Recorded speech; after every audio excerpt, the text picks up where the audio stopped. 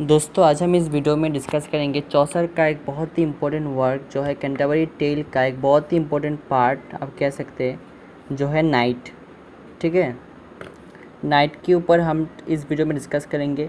इसके ऊपर डिस्कस करना बहुत ज़रूरी है दोस्तों, क्योंकि नाइट ने जो टेल कहा था इसके ऊपर आपको बहुत वीडियो मिलेगी यूट्यूब पर, लेकिन इसके ऊपर बहुत ही कम वीडियो अवेलेबल है। तो मुझे लगा कि आपको डिस्कस करना चाहिए, क्योंकि सेमेस्टर एग्ज़ाम के लिए भी ज़रूरी है ये जो पार्ट है, ये जो नाइट का जो एक चीज़ है, पार्ट है। तो मैं इस वीडियो में डिस्कस करूँगा। अब मैं बहुत जितने हो सके अच्छे से समझाने की कोशिश करूँगा। दोस्तों वीडियो को स्टार्ट करने से पहले दोस्तों प्लीज़ लाइक कीजिए, शेयर कीजिए, सब्सक्राइब कीजिए, क्योंकि दोस्तों मुझे आप लोगों के सपोर्ट की बहुत नीड है, ज़रूरत है, और मैं इस तरह का वीडियो करता हूँ, आपको हेल्प होगी। तो दोस्तों चलिए वीडियो को स्टार्ट करते हैं। दोस्तों नाइट को डिस्कस करने से पहले हम देखते हैं कि कैंटरबरी टेल है क्या, इसको क्यों लिखा था जियोफ्री चौसर ने। दोस्तों कैंटरबरी टेल 24 एक शॉर्ट स्टोरी का एक मिलन था, मतलब शॉर्ट स्टोरी का एक बंधन था, ये कलेक्शन था। तो ये कब लिखा गया?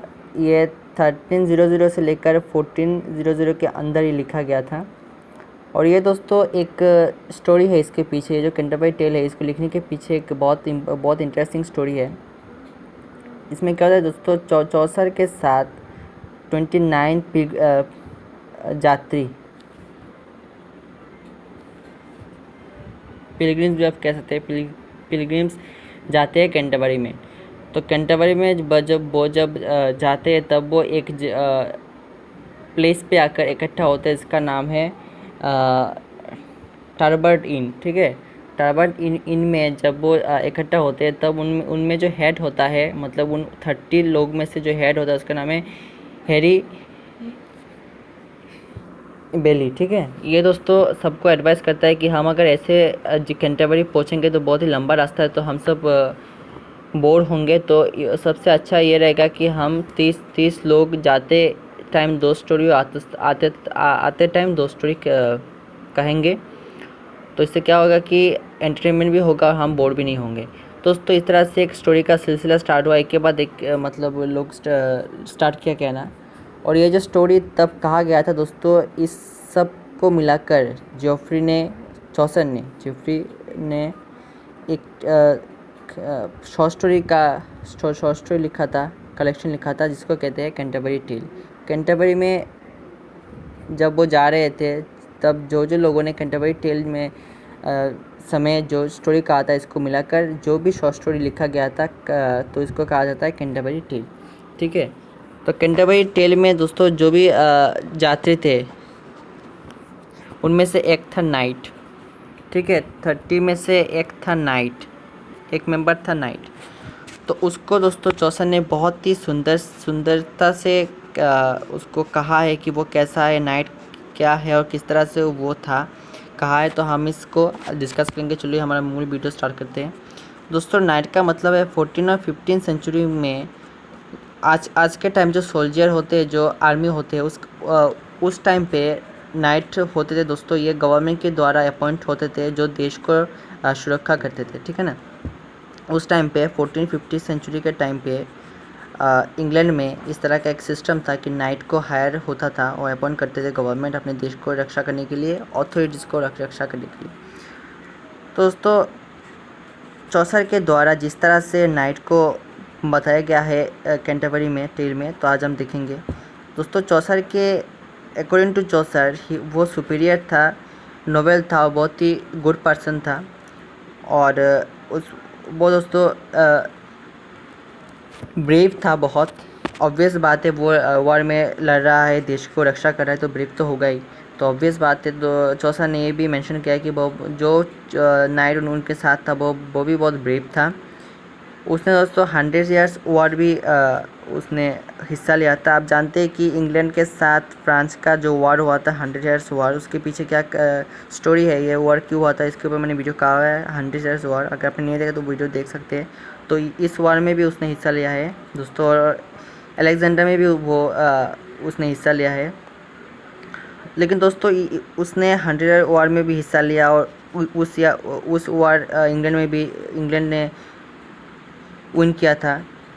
अलेक्जेंडर भी इंग्लैंड विन किया था, लेकिन इतने मतलब सक्सेस के बाद भी वो शो ऑफ नहीं करता, ईगो नहीं दिखाता, ठीक है ना। बहुत सिंपल हमेशा रहता है, ठीक है।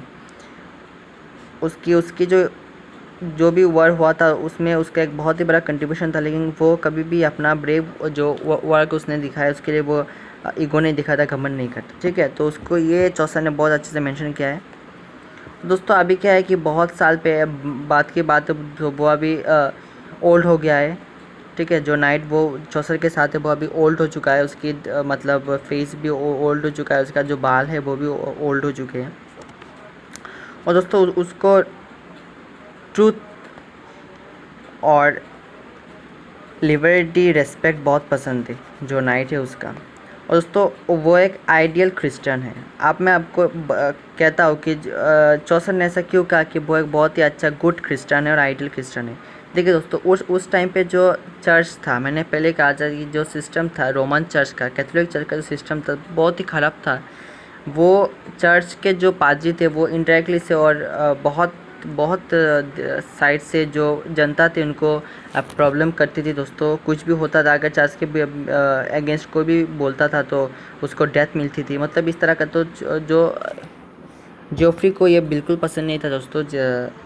उन्होंने चर्च के अगेंस्ट बहुत कुछ लिखा है, बोला है। तो उनके हिसाब से उस तरह के जो क्रिश्चियन थे उस टाइम पे, जो क्रिश्चियन थे, चर्च थे, जो पादरी थे, उसके तुलना में उनके साथ जो था नाइट, वो भी एक क्रिश्चियन था और वो इन लोगों से बिल्कुल डिफरेंट है। वो बिल्कुल एक आइडियल है, उसके भीतर कोई भी हिंसा नहीं है और वो सबके साथ मिलकर चलता है, ठीक है। दोस्तों अगर हम कंक्लूशन में देखें तो उनके हिसाब से जो नाइट उनके साथ था वो बहुत ही ब्रेव था, गुड था, नोबल था और वो एक आइडियल क्रिश्चियन था, क्योंकि वो उस टाइम के जो क्रिश्चियन थे जो लोगों के ऊपर मतलब अत्याचार करते थे और बहुत ही खराब व्यवहार करते थे, वो उस तरह से नहीं था, वो एक आइडियल क्रिश्चियन था। दोस्तों इस तरह से चौसर ने अपने जो नाइट है उसको बहुत ही अच्छे से रिफ्लेक्ट किया है अपने कैंटरबरी में टेल में। दोस्तों आज के लिए इतना ही, और अगर आपको टेल के ऊपर भी वीडियो चाहिए तो आप मुझे कमेंट सेक्शन में बोल सकते हैं, मैं आपको वीडियो बना के दे दूँगा। दोस्तों आज के लिए इतना ही, गुड बाय, और लाइक कीजिए, शेयर कीजिए, सब्सक्राइब कीजिए।